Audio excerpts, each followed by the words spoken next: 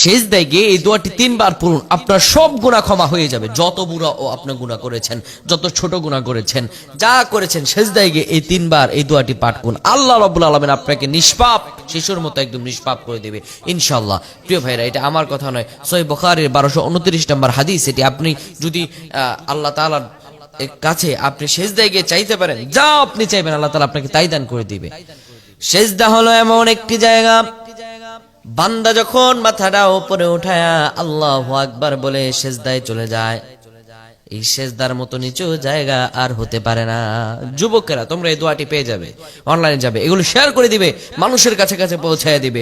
যে মানুষগুলো জেনে এই আমলটি করবে তার সওয়াব আল্লাহ তোমার আমলনামায় দিয়ে দিবেন, কিন্তু তার থেকে একটু সওয়াব কমাবেন না। এই বিষয়টি মানুষের কাছে তোমরা পৌঁছায় দিবে, কারণ মানুষ যত জানবে আমল, তত বেশি আমলের মধ্যে তারা নিবেদিত হবে। সুবহানাল্লাহ বিহামদি। আমার প্রাণের ভাইরা, মানুষ যখন সিজদা যাবে, রুকু থেকে দাঁড়িয়ে মানুষগুলো আল্লাহু আকবার বলে সিজদায় যায়, কপালটা জমিনের মধ্যে ঠেকা, দুনিয়ার সব চাইতে নিম্ন জায়গা জমিন, এই জমিনের মধ্যে কপালটা ঠেকা মানুষ পড়ে সুবহানা রাব্বিয়াল আ'লা, সুবহানা রাব্বিয়াল আ'লা।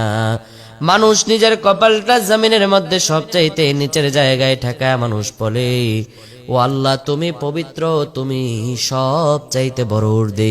এই সিজদায় 3 বার 5 বার দোয়া পড়ার পরে আপনি পড়বেন, ইয়া রব্বি গফিরলি, ইয়া রব্বি গফিরলি, ইয়া রব্বি গফিরলি।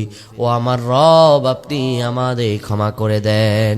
ইয়া রব্বি গফিরলি, এটি পড়বেন আপনি বারবার বারবার পড়ার পরে আপনি সিজদায় থেকে পড়বেন সুবহানাল্লাহি ওয়া বিহামদিহি, সুবহানাল্লাহিল আযীম।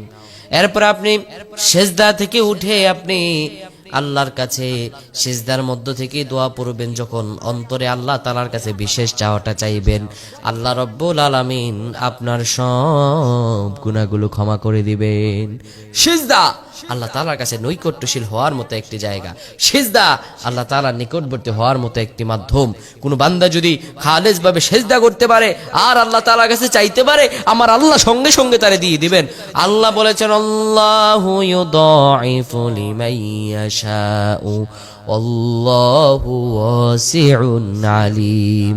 আল্লাহ তাআলা বলেন, ও দুনিয়ার মানুষেরা, তুমি জানো নাকি তোমার রব যিনি সমগ্র সব সম্পদের অধিকারী, যিনি সব দুনিয়ার সব কিছুর মালিক আল্লাহ, যিনি সবচাইতে তোমার রব, যিনি সবার ঊর্ধ্বে, যিনি যার উপরে আর কোনো কিছু হতে পারে না, যিনি সব সাম্রাজ্যের অধিকারী, যিনি সবচাইতে অত্যাধিক মহান ক্ষমতাশীল আল্লাহ। আল্লাহ যদি কাউরে চান ধন ভান্ডার দিয়ে দিতে পারেন। সুবহানাল্লাহ। আল্লাহ তাআলার কাছে আমরা চাই আল্লাহ আমাদের প্রত্যেককে কবুল করুক। পড়ছি আল্লাহুম্মা আমিন।